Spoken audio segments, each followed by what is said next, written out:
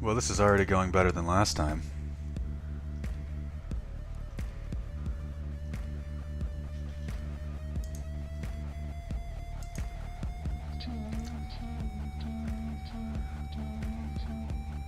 Alright everyone, we're still dealing with some technical difficulties. But, as I mentioned, going better than last time already.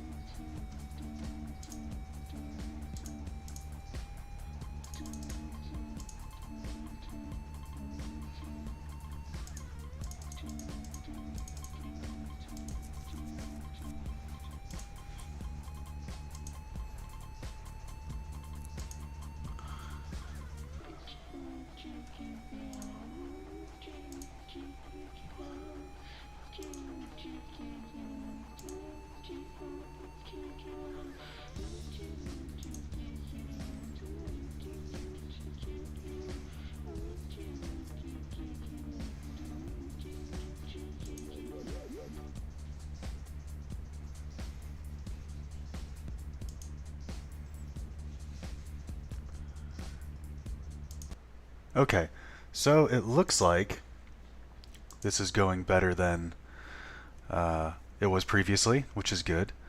In the past, if you weren't here for the last live stream, it was an absolute catastrophe, utter failure. I had to, well, I had to stop kind of dramatically because it occurred to me that the stream was like 15 minutes behind, and I named it something that just wasn't ideal for YouTube. I named it How They Hack, and I was going to go over a hacking story. That didn't work out so great. Obviously for me, I think I got blacklisted. Someone told me that they couldn't view the video on my channel, and they couldn't download it. Excuse me, I'm going to drink some coffee real quick. Okay. But this looks like it's going better, so I'm just going to continue. I'm not going to do this for very long. I tried to do it last night. If you saw a notification, it's telling me I can't enable the live stream. I think that How They Hack video really screwed up my channel. But my channel's so small, I didn't think they would care. So sorry, I see there are people watching, but I'm unable to enable the live stream, which sucks because I really wanted to do that. That was something I wanted to see if I could. So sorry about that. I guess I'll just have to wait for comments after the fact. Let me try one more time to enable the live chat.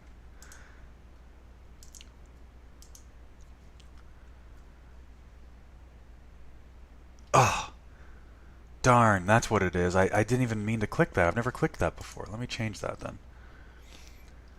It's telling me now why. So basically I put it's made for kids, but I've never had that on a video of mine before, so I'm going to just remove that, and then I'm going to enable the live chat now. Okay, live chat's now enabled. God. Awesome. So, as you can see, I recently skimmed through the Senate hearing where Zuck and, hey, sup, Forbidden, uh, Zuck and Dorsey and someone else, the guy from Google whose name I always forget, they are testifying.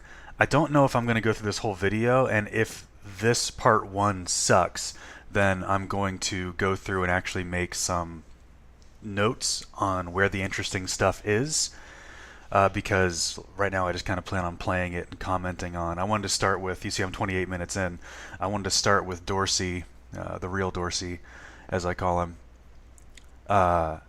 his opening statement to Congress here. So I'm wasting no time. I don't have a lot of time today. Like I said, this is going to be part 1 of obviously a lot. This is 4 hours. I'm obviously not going to go through all 4 hours. That would be that'd be crazy. But I might, if it doesn't stay interesting for this first part, I might just watch the whole thing on like 2 times speed and make timestamp notes of where the interesting stuff is. So let's go ahead and get started. We're going to get started with Dorsey. All that's happened is Mr. Wicker here has introduced the real Dorsey, and he has said, real Dorsey, you've got a powerful platform. You and Zuck and others have a powerful platform, so we want to hear what you have to say for yourself before we start giving you a royal grilling. So let's go ahead and get started. Okay. Thank you, members of the Commerce Committee. Let's check and make sure that audio is coming through. Oh, it's quiet. About Twitter and Section 230. My remarks will be brief so we can get to questions. Section 230 is the most important law protecting internet speech. And removing Section 230 will remove speech from the internet. Section 230 gave internet services 2 important tools. The first provides immunity from liability for users' content. The second provides Good Samaritan protections for content moderation. Good Samaritan protections for content moderation and removal, even of constitutionally protected speech, as long as it's done in good faith. Okay, so real quick, a comment on that. So in my last video on Section 230, I mentioned the first part he talked about. Whenever I say Section 230 and I refer to the 26 words that save the internet, I'm talking about Section 230 C1, which is obviously a subsection of Section 230. So he's talking about not C1 anymore. When he said the allows platforms to not be considered publishers, that's the part I'm always referring to. This part now he's talking about the good faith moderation. That's a separate part of Section 230. That concept of good faith is what's being challenged by many of you today. Some of you don't trust we're acting in good faith. Yeah, that's right. That's the problem I want to focus on solving. How do services like Twitter earn your trust? How do we ensure more choice in the market if we don't?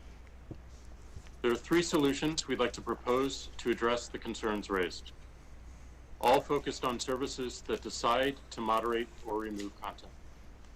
They could be expansions to Section 230, new legislative frameworks, or commitment to industry-wide self-regulation best practices. The first is requiring a services moderation process to be published. How are cases reported and reviewed? Yeah, okay, that idea sucks. Wait, I guess I should let him finish before I say it sucks. How are decisions made? What tools are used to enforce? Publishing answers to questions like these will make our process more robust and accountable to the people we serve. The second... Okay, so publishing their moderation practices. There's a problem with this, which is they have been very vocal. By the way, the whole reason I'm interested in this topic is because, like I've said before, Section 230... not necessarily Section 230 itself, but the direction we're heading. In a way, we're having an online revolution right now, an internet revolution, which is politicians, again, I've said in my previous video, both Trump and Biden are opposed to the wording of Section 230 and the power these platforms have gained for themselves. On accident, they've totally, the real Dorsey here, Jack Dorsey, you can just look at him. This guy, when he made Twitter, he was just a coder who wanted to smoke ayahuasca and sit in a yoga chair for, the next 30 years of his life, and this all happened on accident. I mean, of course, he was an entrepreneur, sure, but he wasn't thinking he's going to be one of the 4 kings of the internet. Him, Zuck, the 2 guys from Google. Those guys pretty much own. I mean, I guess now Jack Conte is moving his way up. Patreon's really made a big stink. But when you talk about social media platforms, the two guys from Google, whose names I always forget, Larry and some other guy, Zuck and this guy, they run everything. They're in control of everything. They're in control of Facebook, Instagram, Waze, other GPS apps, all the ones you care about, YouTube. Did I say Instagram already? Twitter, of course. All of the major platforms, these guys are in charge. So that's why I care about this issue. But anyway, this proposed resolution, as I said in my last video, Dorsey is particularly afraid of Section 230 being repealed because every platform or website where the platform itself is just user-generated content, like Twitter, those people are going to be in trouble whenever Section 230, if Section 230 gets repealed. Like I've said, I don't think it will. But the real Dorsey has really good reason to be afraid of Section 230 being repealed, because if it happens, Twitter will get sued. There'll just be a financial crater in Silicon Valley where Twitter's headquarters was. They'll have to close down immediately or change the way they operate in such a way that it won't even be recognizable. So anyway, this proposed solution of publishing their moderation practices sucks because that's what they've already done.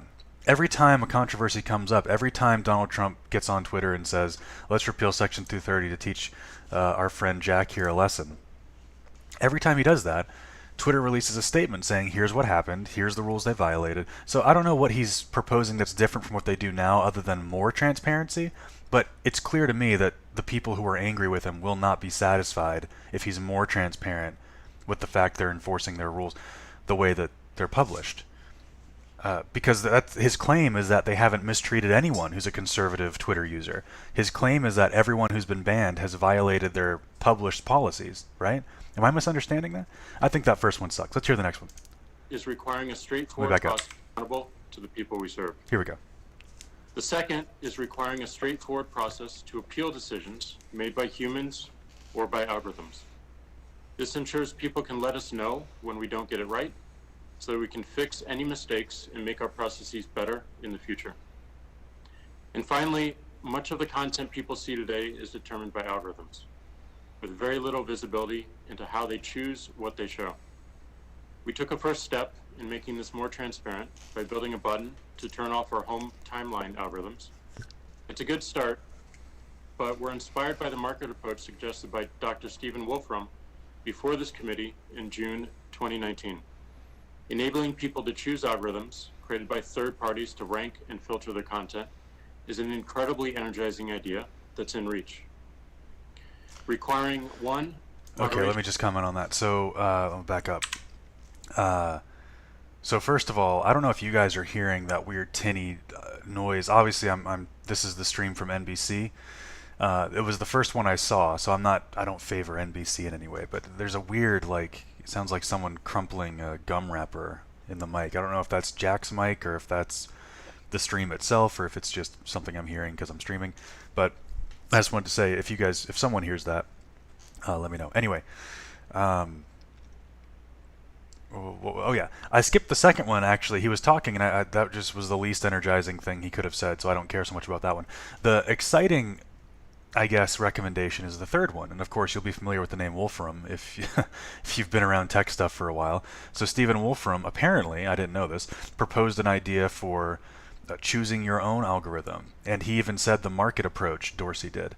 And that's an interesting idea because what you would get to do is you would get to say, well, you would be able to tell how many people on Twitter are choosing to use X or Y or Z algorithm. So if you have like the crazy conservative, super far right wing, I was gonna say like super far right wing, like Richard Spencer right wing, but actually he's gonna vote for Biden. So, but if you have that very far extreme algorithm taking up less than 1% of the users on Twitter, and then you have the home algorithm, as Dorsey called it, or the home feed algorithm, being the one that 98% of people use, that would be very telling, because that would at least imply... Oh, sorry, I just kicked my microphone, or I kicked the thing my microphone's plugged into. That would be very telling. I don't know if that's a good idea or not, because it just kind of isolates you in an echo chamber. You can basically just say, Well, maybe that's what they need, though. I mean, you basically can just say, I don't want to hear dissenting opinions. And maybe that's a good idea, maybe it's not. I don't know. I mean, people will definitely be less mad if that's the case. So, I don't know. Let's see what else he has to say. Energizing idea that's in reach. Energizing idea that's in reach. Requiring one, moderation. I don't know. I don't know what it is about the real Dorsey. Maybe it's his nose ring, but there's something about him. I feel badly. He obviously never wanted to be a billionaire who sat in front of Congress defending his, hey mom, come look at what I made with Python coding project called Twitter. But here he is, and he's got the beard, he's got the nose ring. This dude just wants to smoke as much ayahuasca as possible and go back to his backyard and sit in front of a fire or something. And here he is in front of Congress in an undisclosed location. He tried to put himself against a white background, but he left, the outside world here in this weird plant. So good on you, Dorsey. I feel so bad. After this, I know he's just going to take a shower and just be like, how much pot do I need to smoke to forget that happened? And practices to be published. 2, a straightforward process to appeal decisions. And 3, best efforts around algorithmic choice. Our suggestions to... I do actually agree with the decision appealing thing. That's a really good idea too, because that's been the problem on these platforms, is that Alex Jones, and again, I'm not defending anyone I'm talking about as an example. I'm just bringing up the controversial examples. So Alex Jones has I clicked that before. Let me change. Sorry, I had to fix something here. Our suggestions. Alex Jones has been a controversial figure in kind of this whole Section 230 debate because, hey, Mach 7 Radio Intercepts, how's it going? You've left a couple of really nice comments on my channel, and I appreciate it. Now I've been distracted. Sorry about that, Mach.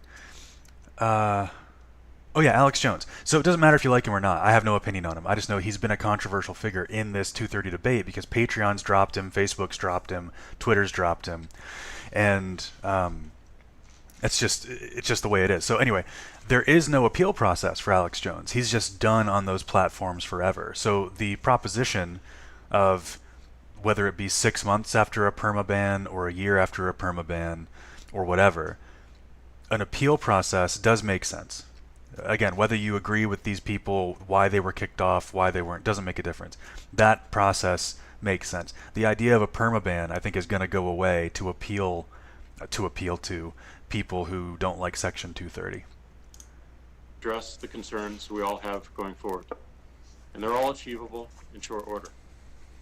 It's critical as we consider these solutions, we optimize for new startups and independent developers. Doing so ensures a level playing field that increases the probability of competing ideas to help solve problems. We mustn't entrench the largest companies any further. Thank you for the time, and I look forward to a productive discussion to dig into these and other ideas. Thank you very much, Mr. Dorsey. We now call on Mr. Sundar Pichai. You are recognized for 5 minutes, sir. Chairman, I guess I should wrap that part up. So the real Dorsey, exactly what you expected. I mean, the guy has he doesn't want to be there, this poor guy. I feel badly because he's obviously just a hippie who, like I said, fell into being a billionaire. He was an entrepreneur, so he knew it could have happened, but there's just no way he ever thought he was going to be the real Dorsey that sits in front of Congress with his nose ring and weird beard and talks about this stuff, his weird, coding project he did for his mom to hang on his fridge. That sucks. So anyway, we're moving on to the Google guy now. I might actually skip the Google guy because like I said, I skipped through. I watched a little bit of this stuff, and the Google guy was really not interesting compared to Zuck and the real Dorsey. So actually, maybe we'll give him this one chance. You get this one chance, Google. Go for it. Distinguished members of the committee, thank you for the opportunity to appear before you today. The internet has been a powerful force for good. Also, this is the guy who it's rumored wants to travel around the moon. So, if you haven't heard that story, SpaceX was offered like 10 million, 12 million, something like that, dollars for a orbit around the moon, a private vacation, which is an orbit around the moon. And there was speculation from Jason Calacanis and other Silicon Valley investors who was like, who could have afforded to pay, or who could afford to pay SpaceX that amount of money for a temporary vacation. And the only conclusion that people like Jason Calacanis came to was that it was the Google guys. And so I agree with him. Seems like money they could spend, seems like something they'd be interested in. So this guy might be the first human to take a vacation around the moon soon. For the past 3 decades has radically improved access to information, whether it's connecting Americans to jobs, getting critical updates to people in times of crisis, or helping a parent find answers to questions like, how can I get my baby to sleep through the night? At the same time, people everywhere can use their voices to share new perspectives, express themselves, and reach broader audiences than ever before. Whether you're a barber in Mississippi or a home renovator in... Both these guys, the real Dorsey and Sundar here, they both took the same approach, which is let's talk about why Section 230 is a good idea. But they already know, I mean, I guess they have to do that. I can't fault them for doing it. But Congress already knows why Section 230 is a good idea. The problem is there's no balance. That's what they're complaining about, Sundar. You know that. Indiana, you can share a video and build a global fan base. Oh my God, shut up. Business right from your living room. In this way, the internet has been one of the world's most important equalizers. Information can be shared and knowledge can flow from anyone to anywhere. The same low barriers to entry also make it possible for bad actors to cause harm. As a company whose mission is to organize the world's information that's a fair point, Sundar, and make it universally accessible and useful, Google is deeply conscious of both the opportunities and risks the internet creates. I'm proud that Google's information services like search, Gmail, Maps, and Photos provide thousands of dollars a year in value to the average American for free. We feel a deep responsibility to keep the people who use our products safe and secure, and have long invested in innovative tools to prevent abuse of our services. When it comes to privacy, we are committed to keeping your information safe. Lol. That's funny. I wonder if that's ever going to come back to bite him in the butt. Treating it responsibly and putting Lol. you in control. We continue to Wait, make what was that? privacy. Did he say putting you in control? And putting you in control. Lol. We continue to make privacy improvements, like the changes I announced earlier this year to keep less data by default, and support the creation of comprehensive federal privacy laws. We are equally committed to protecting the quality and integrity of information on our platforms and supporting our democracy in a nonpartisan way. As just one timely example, our information... So this is another interesting thing too about Google, is that I do try, he's used the word bipartisan, so I'll use it too. I try to be as bipartisan as possible because my interest is the freedom of the internet. I don't care who uses it, I just care about the freedom of the internet, and I care about, well, that's not the only thing I care about, obviously. I care about privacy, anonymity. I care about things that I think people need more education on, and I think, as I've said in a number of other videos, a number of different times, I've said if people were more educated on this topic, they wouldn't give their data away the way they do. They just wouldn't. And we see that because as people become more educated, they become more concerned about this issue. So that being said, him mentioning, I'm saying all that to defend myself against further criticism because I'm about to lean into Google here doing something that's very partisan. I don't know how this guy is going to, or if he has before, publicly justified the information that came out from Google a couple years ago that showed they do have internal conversations, internal boards, where you're openly allowed to and encouraged to criticize Trump supporters. But you can't do the same for people who are supporters of Hillary or Barack Obama. And again, I'm not bringing that up to cause any part. I don't, as I've said before, I don't have any interest in that debate at all. But that is a thing that happened. That is a thing that people saw. Like, we have the screenshots that have been verified to be true by Googlers who have used Reddit and Twitter both.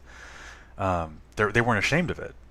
it's something they encourage as their internal culture. So I wonder how he parses that information that he knows must be out there, unless he doesn't follow news about Google at all, which would be weird. And him saying that Google is dedicated to serving the community in a bipartisan way. Of course, it's possible. Like, you can have political leanings and service the community in a bipartisan way, but it's just a weird internal practice to be allowed to aggressively taunt one side of the aisle and not be encouraged to aggressively taunt the other side of the aisle. It's just a weird internal practice. That being said, it's probably not Google's official policy. They probably just let it slide due to their own biases. So that could be the case, in which case I guess he could parse it. Panels on Google and YouTube inform users about where to vote and how to register. We've also taken many steps to raise up high-quality journalism, from sending 24 billion visits to news websites globally every month, to our recent $1 billion investment in partnerships with news publishers. Oh, I didn't know about that. Wait, what did he say? Committed. Did he just say there's a new Google $1 billion partnership with news companies? With news publishers. Whoa. Sundar. From sending 24 billion visits to news websites globally every month, to our recent $1 billion investment in partnerships with news publishers. You what? I'm going to use Google to do this. I'm in a VM right now, so. Google $1 billion news partnership. Oh, like October. This is new news. This is actually news. I had no idea. That's really concerning. I don't know why he would say, like, why would he say that as if it's a good thing? Like, just trust Daddy Google, guys. Don't worry. We've got this. We'll just invest in these news companies and they won't owe us anything because Daddy Google is so ambivalent. Okay, we'll have to read all about that later. I'm just, when I heard that, I just, let's look at some of these news companies though. I see a couple that aren't American, so maybe there is, I mean, in fairness to Google, if they're not pumping money into like MSNBC or CNN or Fox, then maybe it's not as malicious as my knee-jerk reaction intended. And none of these appear to be. I don't see any names I recognize. So I'll have to read more about what this partnership is, but that weird thing to bring up just kind of randomly. Since our founding, we've been deeply committed to the freedom of expression. Lol. We also feel a responsibility to protect people who use our products from harmful content and to be transparent about how we do that. That's why we set and publicly disclose clear guidelines for our products and platforms, which we enforce impartially. Okay, so that was a lie, he just said. That was certainly a lie. They don't enforce those policies impartially. In fact, they don't enforce them often at all. And there's reasons for that, right? There's reasons, and it's because Google, I mean, they just don't have the manpower to review all of the data they have and check for violations of their, several page-long policies.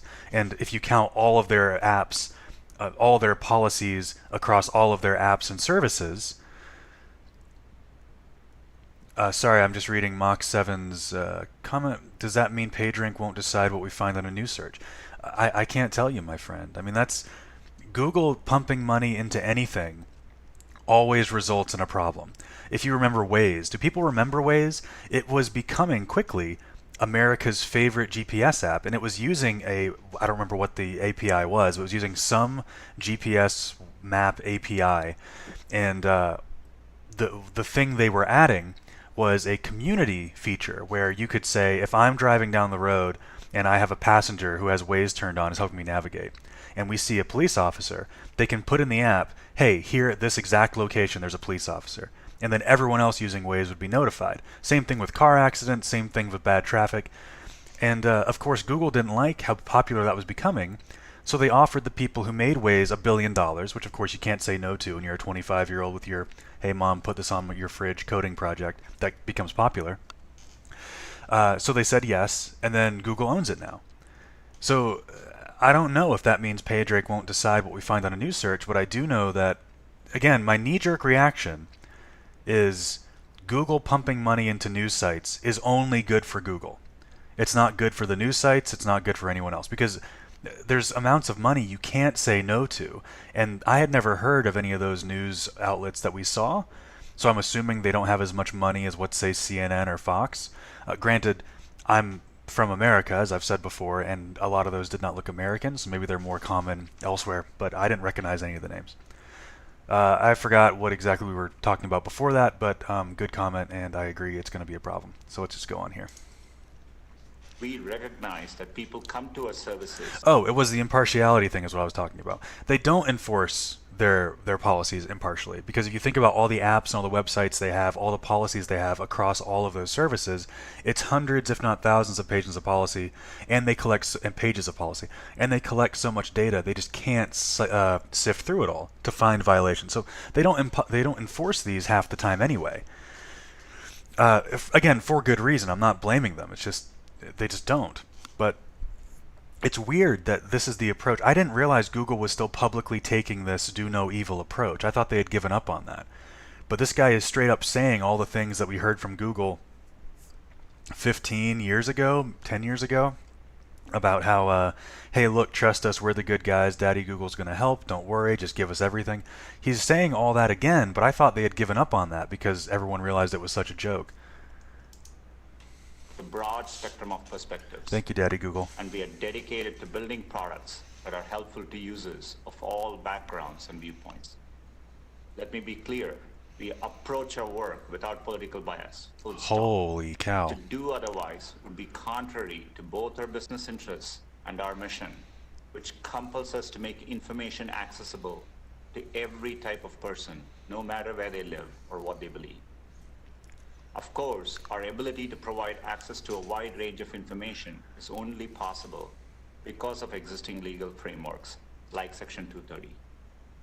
The United States adopted I Section think 230 Google I think would survive. In fact, I'm positive Google would survive a repeal of Section 230. It's really the services that are entirely based on user content to survive that would be a problem. Of course, Google would suffer some issues from 230 as well, but I mean Twitter, Facebook, Instagram, even Patreon, because if Patreon keeps people on their site who are doing things people find offensive, or if they have a news show where maybe they potentially defame someone that's on Patreon, those sites are just going to be, like I said, there will be just craters or just rubble in Silicon Valley where those headquarters used to be. But Google will be fine. I'm actually surprised this guy even showed up to this. I want to see Zuck. I don't want to see this guy. in the internet's history. And it has I want to see that. I want to see that weird lizard face of Zuck. Am I going to get in trouble on YouTube for saying that? Oh wait, no, he doesn't know on YouTube. Never mind. The U.S. leadership. This guy owns and YouTube. sector. this is the guy. It protects the freedom to create. So I'm and sorry, share Daddy, I didn't content mean to say while anything bad. supporting the ability of Sorry, platforms Susan. and services of all sizes to responsibly address harmful content. We appreciate that this committee has put great thought into how platforms should address content. We look forward to having these conversations. As you think about how to shape policy. All right, this guy is he's saying stuff that we all don't find interesting. So I'm going to skip ahead here. Let's see what this guy has to say. Oh, just has to softly tap his hammer. That was weird. Oh, intermission. Okay, great. Short recess. Hopefully we get back and sees. Yes. Okay, Zuck is next. Here we go. Audio connection. Are you there, sir? Yes, I am. Can you hear me? Can hear you fine, and you're now recognized for 5 minutes to summarize your testimony. Welcome. All right. Thank you, Chairman. I was able to hear the other opening statements. I was just having a hard time connecting myself. Zuck was all right, having so technical I know issues. the LOL. feeling, Mr. All right. So, I know the feeling, Mr. Zucker. Oh, they've got a delay. That sucks. Chairman Wicker, Ranking Member Cantwell, and members of the committee, every day, millions of Americans use the Can we just take a moment to just assess what's going on here? No, you know what? I'm not going to do it. I'm not going to pick on this poor guy because this is. What are you going to do? I mean, is he in a hotel? What is going on here? He must be in a hotel. Weird to. Maybe he's traveling for something else. But I initially assumed he was in a hotel in D.C. I was like, why would he do that if he's not going to actually go in? Anyway, poor Zuck. I mean, this guy. You know what? Before, when I was talking about the real Dorsey, the real Dorsey never, I truly believe he never meant to be as rich and famous as he is now. I truly believe he just wanted to make some money doing a coding project his mom could put on her fridge. He wanted to buy some ayahuasca, sit in a desert, and just chill, just take pictures of the stars. Zuck, though, was an aggressive entrepreneur for a very long time. Well, I guess a very long time. He was a kid whenever he became successful, but for a long enough time. And everyone knows about it. Everyone now knows, thanks to the film, about his duel with the Winklevoss twins, who have gone on to be famous with cryptocurrency stuff. They're now billionaires as well.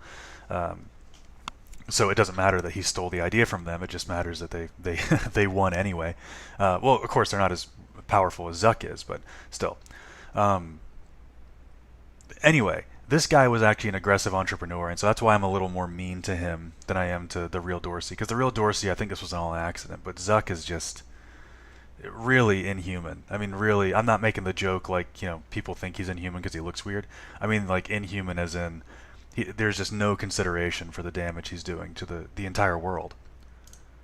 Internet to share their experiences and discuss issues that matter to them. Setting the rules for online discourse is an important challenge for our society, and there are principles at stake that go beyond any one platform. How do we balance free expression and safety? How do we define what is dangerous? Who should decide? Not I only don't believe that private Not only can I tell he didn't write this, I can tell it's the first time he's reading it. What a tool. companies should be making so many decisions about these issues by themselves. And at Facebook, we often have to balance competing equities. Sometimes the best approach from a safety or security perspective isn't the best for privacy or free expression. So we work with experts across society to strike the right balance. We don't always get it right, but we try to be fair and consistent. The reality is that people have very different ideas and views about where the lines should be. Democrats often say that we don't remove enough content, and Republicans often say we remove too much. I expect that we'll hear some of those criticisms today. And the fact that both sides criticize us doesn't mean that we're getting this right. But it does mean that there are real disagreements about where the limits of online speech should be. And I think that's understandable. People can reasonably disagree about where to draw the lines. That's a hallmark of democratic societies, especially here in the US with our strong First Amendment tradition. But it strengthens my belief that when a private company is making these calls, we need a more accountable process that people feel is legitimate and that gives platforms certainty. At Facebook, we publish our standards and issue quarterly reports My God, on the what an content that we embarrassment. take down. We launched an independent oversight board that can overturn our decisions, and we've committed to an audit of our content reports. But I believe Congress has a role to play too. It just, it just occurred to me. So he's talking about this oversight committee that's independent, and so if they make a decision, if the board makes a decision, the oversight committee can counter it. As these tools become more recognized as global phenomenons, which tech people, like probably those of you watching, whoever do watch this and those watching now, and myself, we know that these are global phenomenons, but it's weird to me that these conversations haven't happened politically at this level in front of Congress more frequently, more often before now. So that's kind of what I mean, is that people are starting to recognize more on the level that we have already that this is a concern. These companies are a concern, or they can be a concern. But he's mentioning this oversight committee, and I'm thinking, at what point, when are we going to get to a point where the oversight committee has to be guaranteed to be bipartisan, the same way that our Senate is in the U.S., or our House of Representatives, where you must have representatives from each state in the House of Representatives, or the whole thing just doesn't work. So I'm wondering if that oversight committee, if they're ever going to get to a place where they go, well, we have to have, conservatives, liberals, Green Party, libertarians, to make sure that we aren't politically biased in any way. I know that Ted Cruz is going to make a special appearance in this. I haven't watched the whole thing, like I said, but I've been told he really rips the real Dorsey a new one. Like, he just leans into how much he hates Twitter, I guess. I mean, I didn't know that Ted Cruz hated Twitter. Maybe it's ever since that one, fiasco where the person working for Ted Cruz, controlling the social media account, accidentally liked like hearted a picture of pornography and it appeared on Ted Cruz's timeline. Maybe that's why he hates them. I don't know. Anyway, I wonder if we'll get to that point. I wonder if Ted Cruz will recommend that. I mean, I don't think that's necessary, but I can see someone new to this concept thinking that's a good idea, saying like, okay, hey, look, you've got these independent oversight committees, but if they're all made up of Zuck clones, then what difference does it make? Anyway, In order to give people I'm probably going to wrap up after the end of these opening statements. Maybe I'll play it for a little bit longer, but obviously I can't go through the entire 4 hours in just part one. And I'm seeing now that there's a lot of fluff in here, so I'm going to have to watch the whole thing and make timestamps for the next stream. confidence that the process is carried out in a way that balances society's deeply held values appropriately, and that's why I've called for regulation. Right now, the discussion is focused on Section 230. Some say that ending 230 would solve all of the internet's problems. Others say... I wonder if he had to be in a hotel because he knew if he went into Congress, people would throw shoes at him or something. Last time he was there, he got some pretty heavy abuse. No one threw a shoe, but he did get some abuse. That would end the internet as we know it. From our perspective, Section 230 does two basic things. First, it encourages free expression, which is fundamentally important. Oh my god, this guy, he just said he heard the opening statements, and here he is, he's going to go on about Section 230, what all the good it does too. They've both said that already, and Congress already knows. That's not the problem. Without 230, platforms could potentially be held liable for everything that people say. Oh, he read the Wikipedia page before he came on. That's good. They'd face much greater pressure to take down more content to avoid legal risk. Second, it allows platforms to moderate content. Without 230, platforms could face liability for basic moderation, like removing harassment that impacts the safety of their communities. Now, there's a reason why America leads in technology. Section 230 helped create the internet as we know it. No, that's true. He made a point right there that I didn't hear the other two make, which is Section 230 is uniquely why America gets to stay on top of social media on the free internet. Like companies in China, obviously, they have their own corner of the market because of the Chinese firewall. But they, outside of that, outside of firewalls like that, that stuff just doesn't exist. And so the free internet, as I call it, outside of firewalls like that, is dominated by American social media sites. And it is because of Section 230 that those experiments have been able to grow beyond what anyone expected them to. It has helped new ideas get built and our companies to spread American values around the world, and we should maintain this advantage. That was a weird thing to say. But the internet has That was a weird thing to say. Let's listen to that again. What was that? the internet as we know it. It has helped new ideas get built and our companies to spread American values around the world, and Our companies to spread American values around the world. Is that what this is for? Is he trying to appeal to the conservatives in the room because he knows they hate him? That was a strange thing to say. Is that what Facebook is doing? Is spreading American values to, like, Uruguay and the Philippines? Is that what we're doing? I didn't know that. we should maintain this advantage. But the internet has also evolved, and I think that Yeah, Congress exactly. should Propaganda update the is law right. to make sure that it's working. Actually, that is a as problem in intended. okay, so if you look up the internet, just articles about it or YouTube videos about how the internet works in the Philippines, the internet in the Philippines is completely controlled by Facebook, 100%, because the country has a lot of poverty. And so what you get is the cheapest access to the internet is this Facebook-controlled, basically, browser experience, where you do everything as far as reading news articles from Philippine news outlets on Facebook, and that's it. That's the only internet you get, is the Facebook experience. Cafe. Yeah, they are just the standard bearers for American values. Yeah. Well, yeah, exactly. So Mach 7 just said, how about China where Facebook is blocked? That's exactly my point. When I'm saying the Chinese firewall is an exception. I call the things outside of those firewalls the free internet, but China has their own, they have their own market on their own, I'm sorry, they have their own corner on their own market of their own internet because of the way they've set things up.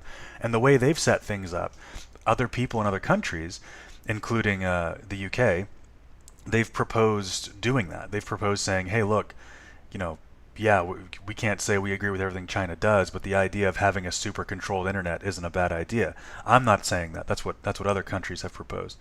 Um, but anyway, that is what happens with this um, privately controlled internet that Facebook offers.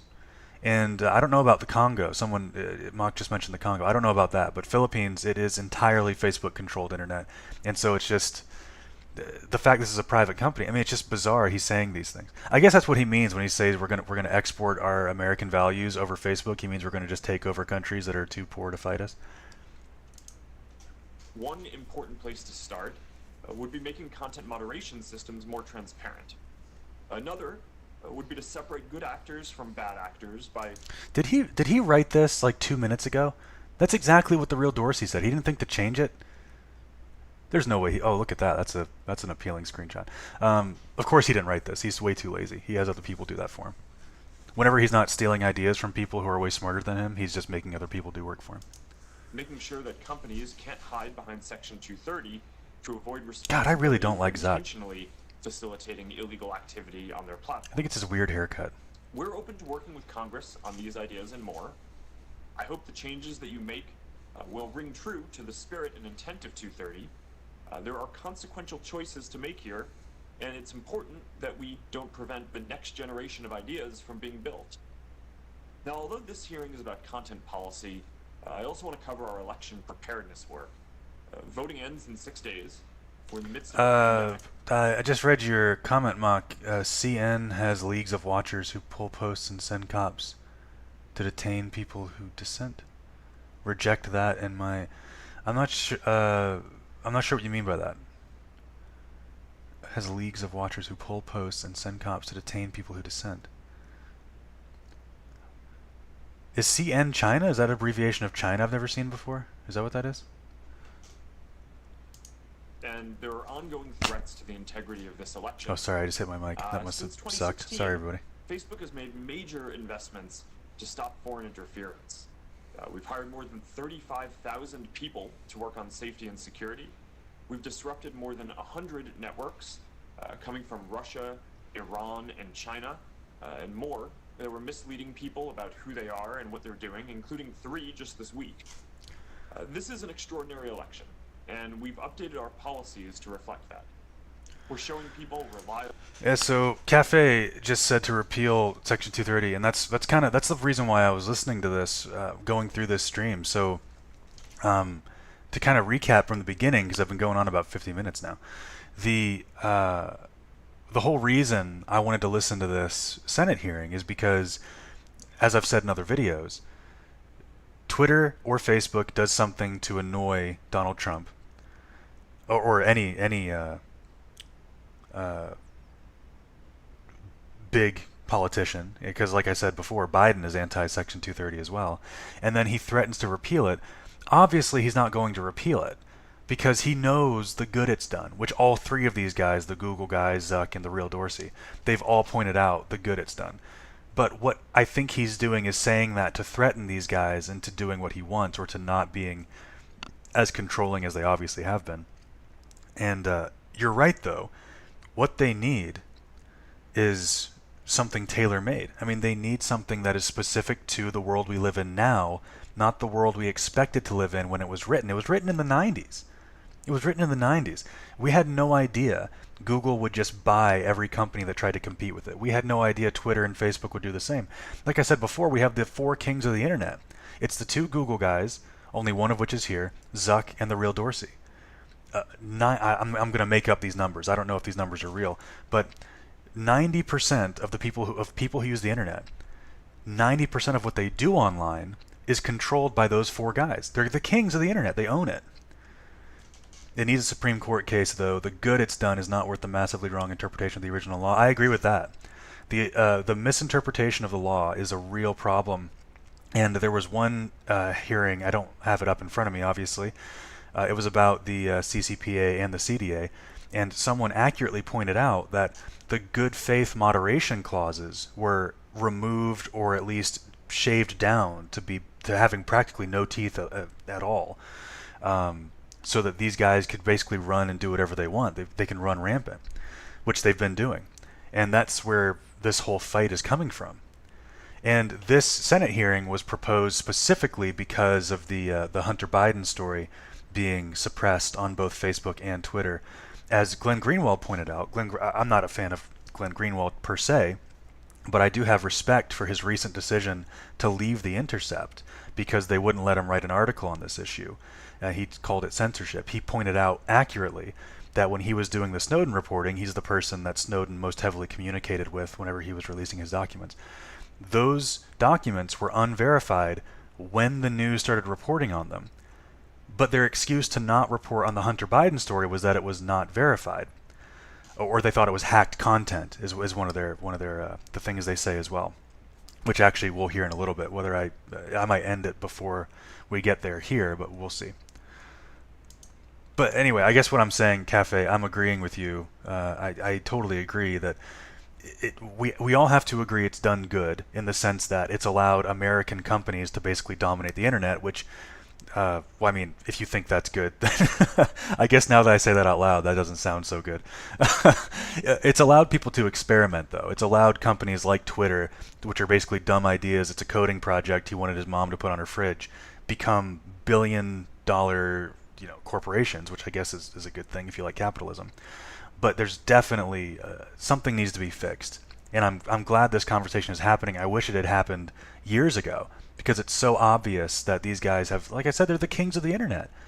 They control everything you see. If you're not someone like us, the people in this chat right now, the odds that 90% of what you do online comes from one of these four guys, it's almost 100%. Anyway, in fact, I'm using YouTube right now. And that's one of these guys. Is he owns that intellectual property? About voting and results, and we've strengthened our ads and misinformation policies. We're also running the largest voting information campaign in U.S. history. We estimate that we've helped more than 4.4 million people register to vote, and 100,000 people volunteer to be poll workers. Candidates on both sides continue to use our platforms to reach voters. Now, people are rightly focused on the role that technology companies play in our elections. I'm proud of the work that we've done to support our democracy. This is a difficult period, but I believe that America will. Oh God, I can't stand this guy. And we're focused on doing our part to help. Yeah, thanks, Zuck. Appreciate it, bud. You're a real patriot. Well, thank you very much, Mr. Zuckerberg, and thanks to all of our witnesses. We will now, I think we're supposed to set the clock to 7 minutes. And I see 5 minutes up there, but somehow we'll... When Stallman up, yes. Time, so there we Get are. Stallman Okay. in here. Well, thank you all. We need to see him pick at his start toes while he's talking to Congress. with Mr. Dorsey. Mr. Dorsey, the committee has compiled dozens and dozens of examples. Oh, he's talking to the real Dorsey now? Oh, I have to continue now if he's talking to the real Dorsey. And suppressed by your platform. Okay, so in my real life, I knew a guy named Jack Dorsey, and we always called him the real because of this Jack Dorsey. We would always call him the real Jack Dorsey, and then I moved away, and I don't talk to the real anymore, and I just kind of started calling this Jack Dorsey the real Jack Dorsey. So that's why I keep saying that. Sorry. Over the last 4 years, I entered these examples into the record. Editors should have discretion to decide what content they publish. That's correct. So I should go back and say my response to that, Mock, is that my point was the excuse they were using was a lie. I am totally fine. If someone doesn't want to run a story, they don't have to run a story. My point was the excuse they came out with when they said we are not running this story for this reason, the reason was a lie. Anyway, that's the only point I was making. Issue the subpoenas, and thank you all three again for working with us on the scheduling, alleviating the necessity. Okay, let's skip ahead here. Let's get to the actual lady talking. The subpoenas. Mr. Dorsey, your platform allows foreign dictators to post propaganda. Okay, never mind. This guy's asking a question. We'll just restart it there. Mr. Dorsey, your platform allows foreign dictators to post propaganda, typically without restriction, yet you routinely restrict the President of the United States. And here's an example. In March, a spokesman for the Chinese Communist Party falsely accused the U.S. military of causing the coronavirus epidemic. He tweeted, I didn't know about that. quote, CDC was caught on the spot. When did patient zero begin in the U.S.? How many people are infected? What are the names of the hospitals? It might be the U.S. Army who brought the epidemic to Wuhan, and on and on. Okay, I have not heard that theory before. I'm going to assume, based on the way he read it, that's been discredited.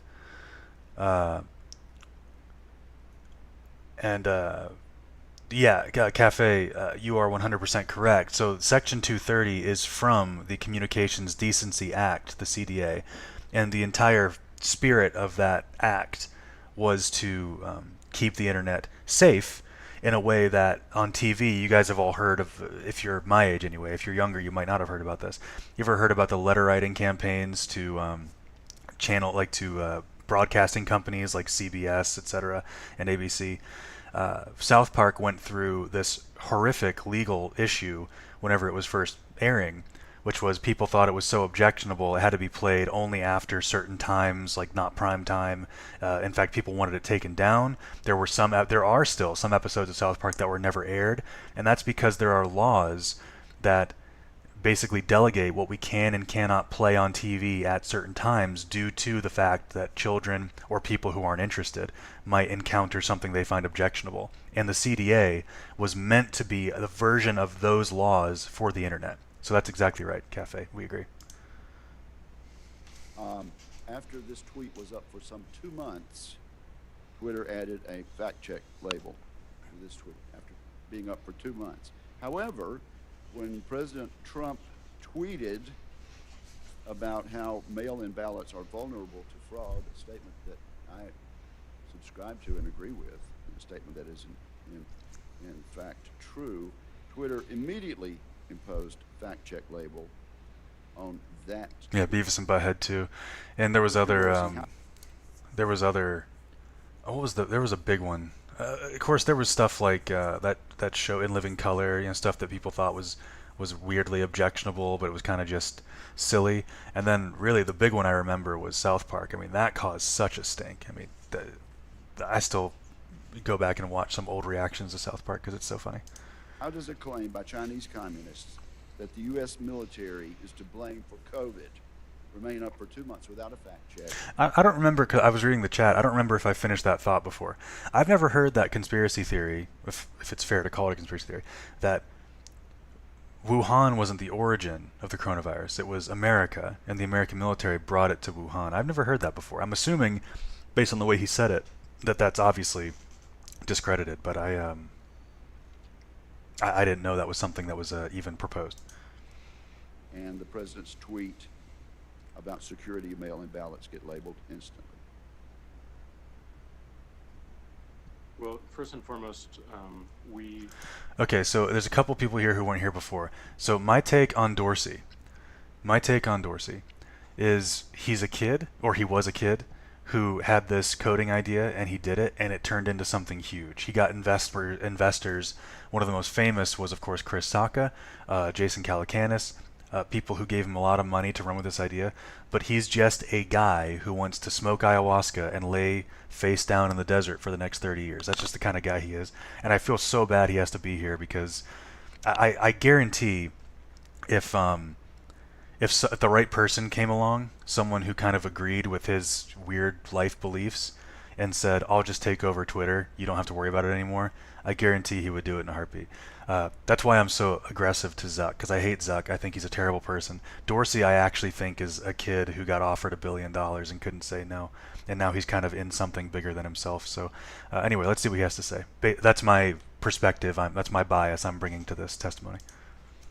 as you mentioned, we did label that tweet. As we think about enforcement, we consider severity of potential offline harm, and we act as quickly as we can. We have taken action against tweets from world leaders all around the world, including the president. And we did take action on that tweet because we saw it. We saw the... That's interesting. So he's saying, what the real Dorsey is saying, is that humans at Twitter were watching Twitter, and they saw the president tweet something, and they decided at that moment of seeing the president tweet something to flag it, or not to flag it, but to they marked it as potentially false information. That's interesting, because that tells us all we need to know about. They have to have biased moderating systems, because if their systems are the people we're following are the ones we moderate first, then of course American politicians are going to be targeted over Ugandan politicians. I mean, how many Ugandans work at Twitter? I know, thousands of Americans do. That seems like a weird practice to say we don't have algorithms that do this. We just, at Twitter, we watch our feeds, and if something objectionable comes by, we decide to attack it. That's interesting. The confusion it might encourage, and we labeled it accordingly. And the goal with our labeling... You're speaking of the president's tweet. Yes. Okay. The goal of our labeling is to provide more... Who else would he be talking about, Wicker? My God. So that people can have more information so they can make decisions for themselves. We've created these policies recently. We are enforcing them. There are certainly things that we can do much faster, but generally we believe that the policy was enforced in a timely manner and in the right regard. And yet you seem to have no objection to a tweet by the Chinese Communist Party saying the U.S. Army brought the epidemic to Wuhan. Uh-oh. Well, we did, and we labeled that tweet, providing more information. 2 months to do so, is that correct? Well, yeah, because they're not following I'm that not guy. sure of the exact time frame, but we can get back to you on that. So you're going to get back to us as to how a tweet from the Chinese Communist Party... I mean, he doesn't have to get back to you, Wicker. He just said it. He just said we saw the tweet and flagged it as soon as we saw it. I mean, if they didn't see the tweet, I mean, I'm not saying it's right. I mean, obviously they need a better system than just, oh, we're sitting around in the office and we see a tweet from the president we don't like, let's flag it. Obviously that's not going to work. It's not sustainable. I mean, is that really the only way that tweets get flagged? Is if someone at Twitter sees them? They don't have an algorithm doing that, so it's just... I mean, if 1 million people post something objectionable at one time, only 1,000 of them are going to get flagged? That seems like an awful system. I mean, if it's the best they have, it's the best they have. Falsely accusing the U.S. military of causing the coronavirus epidemic was left up for 2 months with no comment from Twitter, while the President of the United States making a statement about being careful about about ballot security with the mail was labeled immediately. I have a tweet here from Mr. Ajit Pai. Mr. Ajit Pai is the chairman. Oh, Ajit Pai. Oh my God. Oh, it's a lore stream, everybody. It's a lore stream. So, if you don't know who Ajit Pai is, I mean, supervillain of the internet, depending on, well, granted, I guess I have different, my thoughts are more nuanced than that. I just kind of say that as a joke. He's an awful person who is very interested in the internet being controlled by private companies. Sorry, I'm just reading the chat. Anyway, I'll continue on this before I respond to the chat. He's very interested in the internet being controlled by private companies, and he was the person in the forefront of the net neutrality battle, I guess you can call it. The proposed act of net neutrality, I don't think was the ideal version of it, but I think that it being on the books is better than it not being on the books, and now, of course, it's not on the books thanks to Ajit Pai. So this guy, he was famous for understanding he was well hated and handling it exactly the worst way you can imagine. He would just laugh in the face of people who were criticizing him, people who threatened him, people who called him a traitor to humankind. He would just laugh in their face, and he would often do like goofy things to respond. Like he would respond to people who were criticizing him with like gifs of him wearing crazy sunglasses and spinning fidget spinners in both hands. Weird stuff like that. I wonder if I can find that, because I'll bet you'll see it and you'll just go, wow, what a douchebag.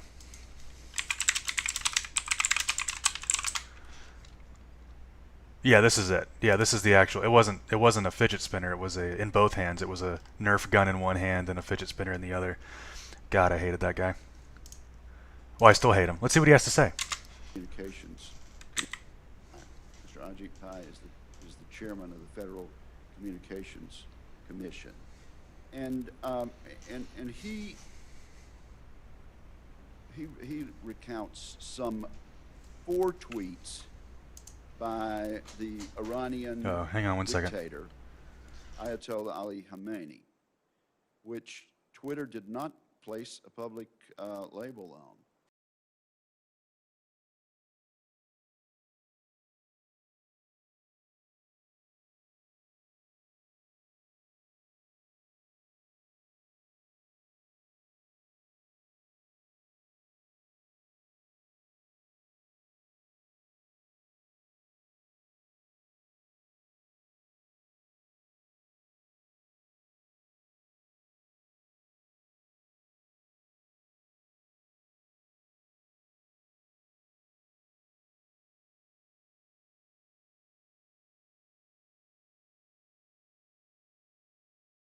Okay, sorry about that. Let me make sure my volume is back. Hello, hello. Can you hear me? Great. Sorry about that. They, all Oh 4 God, of now I have to them rewind it to glorify- see exactly what. He recounts some 4 tweets by the Iranian dictator, Wait, what did I miss? Did he already say what Ajit Pai said? which Twitter did not place a public label on. They, all 4 of them glorify violence. Sorry, guys. Get distracted for 1 second. Now I have no I have a- clue where I'm at. Tweet here from Mr. Ajit Pai. Yeah. Mr. Okay. Ajit Pai is the chairman of the Federal Communications Commission, and he recounts some 4 tweets by the Iranian dictator Ayatollah Ali Khamenei, which Twitter did not place a public label on. They, all 4 of them glorify. That's him breathing into his mic, violence. not me, by the way. First tweet Just heads up. says This, and I quote each time: "The Zionist regime Do I need to is a turn him deadly, up? cancerous growth. Oh, you guys should have told me. I and the just noticed that detriment his to the volume's a region, little it low. will undoubtedly be uprooted and destroyed." That's the first tweet. The second tweet: "The only remedy until the removal of the Zionist regime is firm armed resistance." Again, left up without comment by Twitter. The third: "The struggle to free Palestine is jihad in the way of God." I quote that in part for the sake of time. And So wait, is it maybe I was expecting him to say, "Here's a tweet from Ajit Pai, and it's about how awesome." No, that was not Stack Breath. It's Wicker Breath. I thought he was going to say, "Here's a tweet from Ajit Pai," and it's Ajit Pai saying, "Gosh, I sure do love the real Dorsey and Zuck and Sander. I wish you guys would just control more of the internet. That would be so awesome." But Ajit Pai is opposed to Section 230 as well? Is it because Verizon doesn't own Twitter? I didn't expect that. Is that what I'm seeing here? Is Ajit Pai saying that? Well, I guess I should let him finish before I just speculate on what he's going to say. number 4, "We will support and assist any nation or any group anywhere who opposes and fights the Zionist regime." I would simply point out that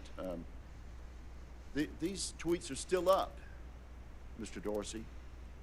Yeah, Ajit And, Pai is pointing how out is that it Dorsey is they're doing something bad acceptable by not moderating to- these tweets. to be there? I'll ask unanimous consent to enter this tweet from Ajit Pai in the record at this point. That'll be done without objection. How, Mr. Dorsey, is that? Can he just say that? Can he say that'll be done without objection? I mean, it's fine. I'm not here to do legal analysis, but that seemed like a power move, bro. That was alpha as shit. Acceptable based on your policies at Twitter? Well, we believe it's important for everyone to hear from global leaders. And we have policies around world leaders. We want to make sure that The thing, Cafe, I keep on seeing your posts. We agree on almost everything, but the only thing I've said about Section 230 that I think we disagree on is I don't think it was initially a bad law. I don't think the law itself is bad. I think it's been interpreted into this shield, this liability shield, as they even call it. They call it a liability shield that's defending these people who are already the kings of the internet. And it's subsequently defending people like smaller people who own small forums. Something Awful is a good example. Something Awful is protected by Section 230. So that idea, giving protection to those small guys, is good, but we just didn't prepare for it. It wasn't written for a world in which we have these four kings of the internet who are just, they get to do whatever they want. And they get to pick on whoever they want, which is the whole point of this hearing, is they picked on the New York Post, a couple of other groups that were talking about a particular story, and it wasn't clear why, other than they didn't like the story. So, I mean, I guess we could say it's a bad law now, because we didn't anticipate so much control of the internet by so few people.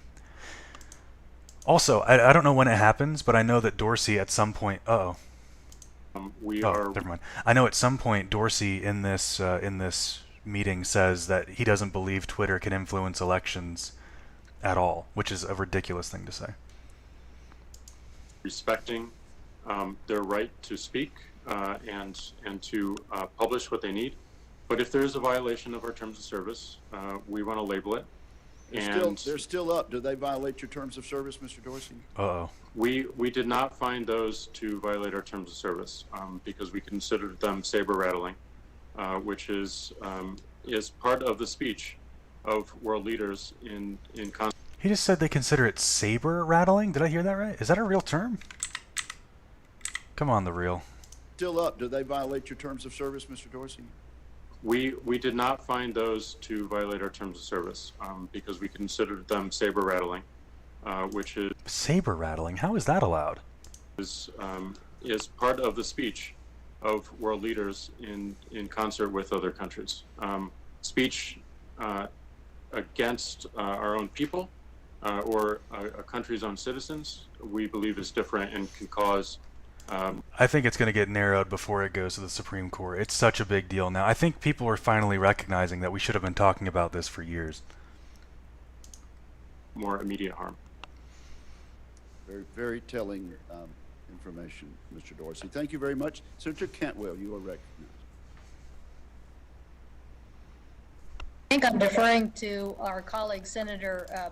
I'm not sure what you're referring to, Mock. No one's attacking InfoWars about what they won't carry. I'm not sure what you mean. No one's attacking InfoWars. Well, I thought a lot of people were attacking. InfoWars is one of the people that started this conversation, because when Alex Jones tried to sue Twitter and Facebook for removing him, Section 230 was cited and his case was immediately thrown out. So I'm not sure what you're referring to there. Peters, just because of timing and situation for him. All right, Senator Peters, are you there? I am here. I really need to end this soon because I have a meeting coming up. But man, this is just, I didn't expect this to be so much fun watching this stuff. I'm such a nerd. I am here. You are recognized for 7 minutes.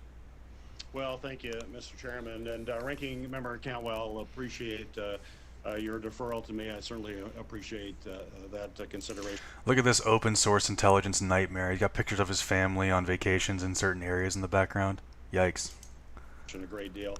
Also want to thank each of our panelists here today for coming forward and being a witness, and appreciate all of you accommodating your schedule so that we could have this hearing. My first question is for Mr. Zuckerberg, and I want to start off by saying how much I appreciated our opportunity last night to speak at length on a number of issues. And as I told you last night, I appreciate the Facebook's efforts to assist. Oh, I see what you're saying, Mock. You're saying that InfoWars didn't report on it either. Well, you know what? I'll give you credit there. That's a fair point. I didn't I didn't even know. Well, I guess what I'm trying to say is I'm not sure what all platforms had with the Post article, what all the issues were they had with them. The complaint was that it was the New York Post which normally wouldn't be censored on any of these platforms. But when reporting on a certain topic, it was being censored. But I didn't even think to check, was it an op-ed? Was it an opinion piece? Was it done by a regular... I thought it was done by a regular contributor. I might be wrong. And also, Cafe, I think you already dropped out, but yeah, thanks for stopping by. I'm not sure why you subbed either. I normally keep up with what videos people sub after, but thank you for stopping by. I appreciate it. Law enforcement to disrupt a plot to kidnap and then to hold a sham trial and kill our governor, Governor Whitmer.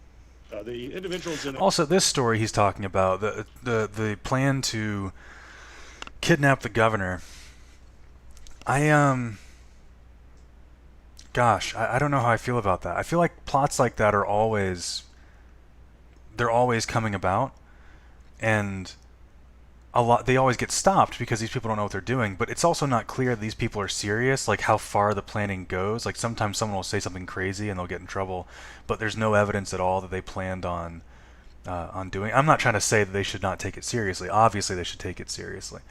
But I thought that was weird to report on that the way they are. They're reporting on it as if it was like a militia that had like this plan that was so perfect that they really needed this intelligence to stop it. Otherwise, the governor would be kidnapped. But it seemed more like it was just a couple of crazy people who were like, well, I mean, let's see what we can do. And then they got caught before the very first time they tried to do something secret, they got caught.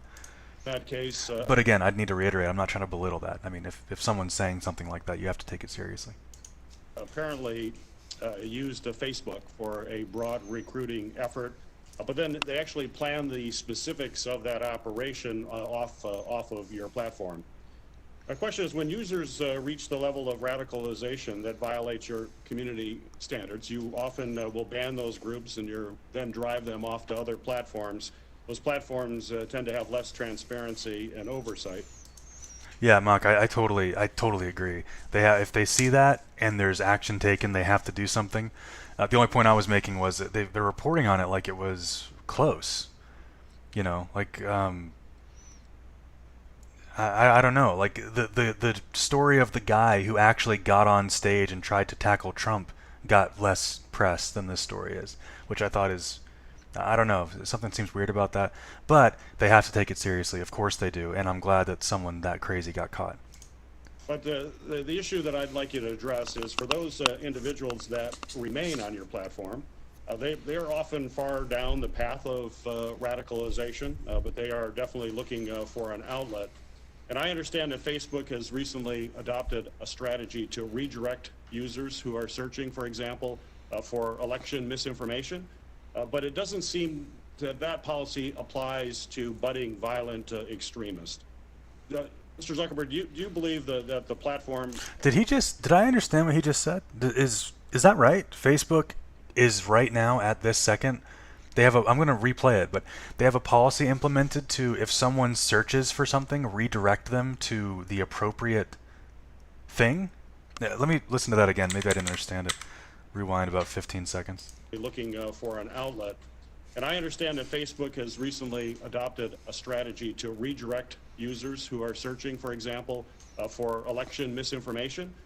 But it doesn't seem that policy... Well, that's interesting. So Facebook has a list of things that they know is misinformation. But instead of removing that from the platform, they just redirect people who search for it to the correct information. That seems like a backward strategy. Why not just remove the misinformation if you're not going to let people see it anyway? That's weird.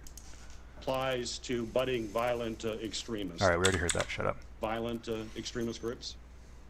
Oh, well, darn, now I missed the question. Your platform has a responsibility to off-ramp users who are on the path to radicalization by violent extremist groups. Senator, thanks for the question. I think this is very important, and my understanding is that we actually do a little of what you're talking about here. If people are searching for, I think, for example, white supremacist organizations, of which we ban those, we treat them as terrorist organizations. Not only are we not going to show that content, but I think we try to, where we can, highlight information that would be helpful, and I think we try to work with experts on that. I can follow up and get you more information on the scope of those activities and when we invoke that. But I certainly agree with the spirit of the question that this is a good idea and something that we should continue pursuing and perhaps expand. Well, I appreciate those comments. I'm the ranking member on Senate Homeland Security Committee, and what we're seeing is a rise of violent extremist groups, which is very troubling, and certainly we need to work very closely with you as to how to...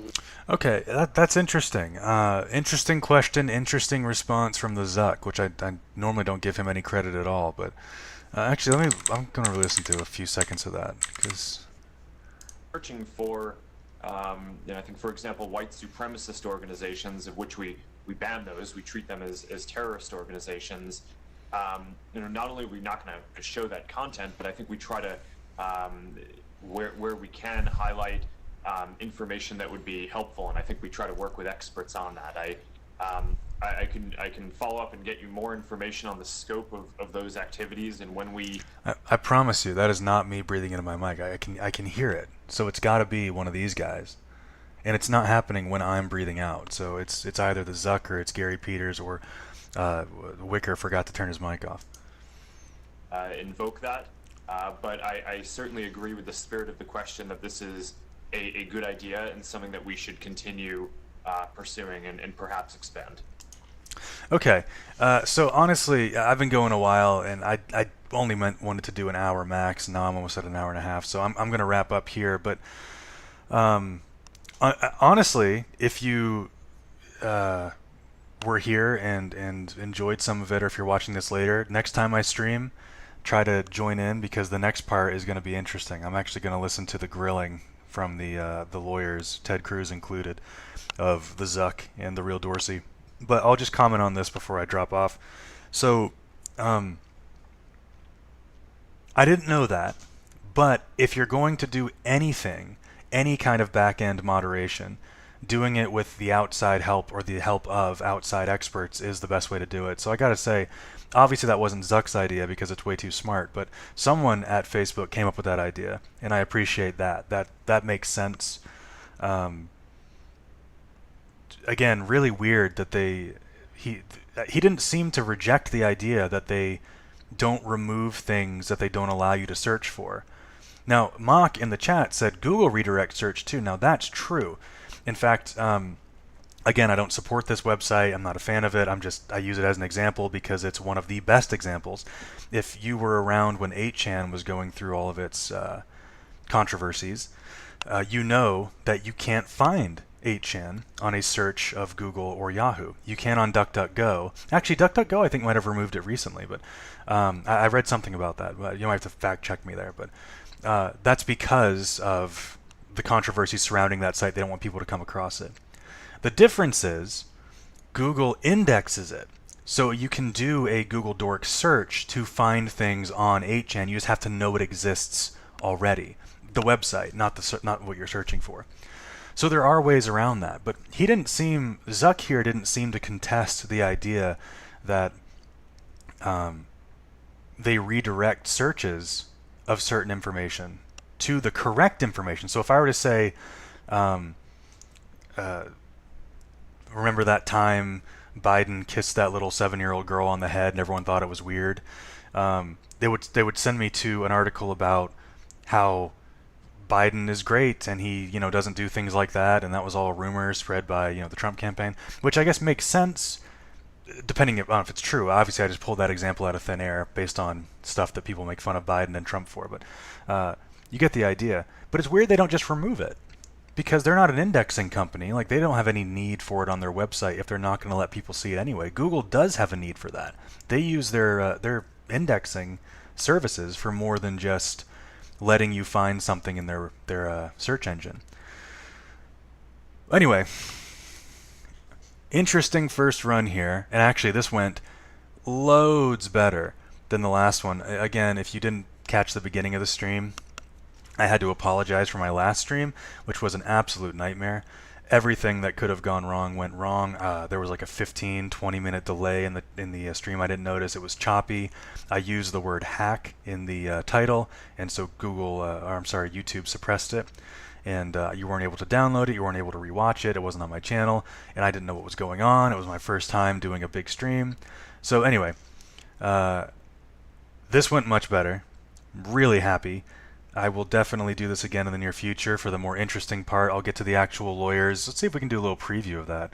Let's get some of that Ted Cruz action here. This is what everyone wants to see. This is what's coming next. Oh, well, I said that, but now my internet's gonna... What have I done? I guess I should check if I'm streaming right now, right? Wouldn't that be embarrassing?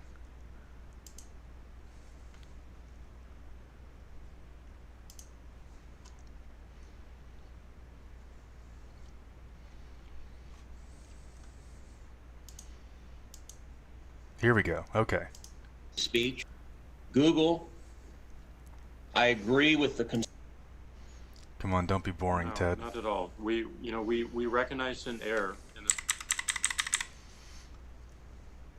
That you can sit in Silicon Valley and demand of the media that you can tell them what stories they can publish, and you can tell the American people what reporting they can hear. Is that right? That's what we want. Okay, that's what we're getting to next time. We're getting to old Teddy Cruz, old Teddy C, coming at this boy, the Zodiac Killer himself. Another, I mean, look at this. This is an absolute, I mean, these people, why are they not just sitting in front? I mean, these are like important people, and these are like open source intelligence nightmares that their setups are. The real Dorsey setup is reasonable. That makes sense. Let's get to that. This was a, every person, every account. See, that makes sense. I mean, there's stuff here, but it's not crazy. Mock is saying, where is everyone? We only have 3 people in here? Yeah, we had more earlier, but I think I've said like 3 times I'm going to wrap up the stream now. So I think people are rightfully leaving. But yeah, I'm going to wrap this one up. Next time we'll get to the actual interviews, the questions, the interesting stuff. And sorry, I just got a text from someone. But I'm going to wrap this one up. Thanks so much. I'm going to actually just do a song. I did a song on the intro. I'm going to do a song on the outro too, because, I'm going to do some stream cleanup, make sure this went the way I thought it did. And so I'll be around for a little while longer. Let me run. What's that song? I'm going to do... You know what I'm going to do? I'm going to do Armed for Peace by Soons, even though I did a Soons song earlier. So excited to let you know. Well, that's an ad. I don't want that.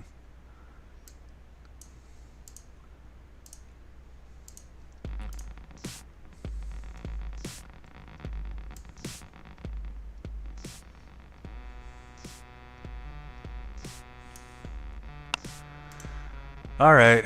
Thanks, everybody. I appreciate it. I'm wrapping up. Get out of here. Take care of yourself. Go have a good time. Next time will be even better, I promise.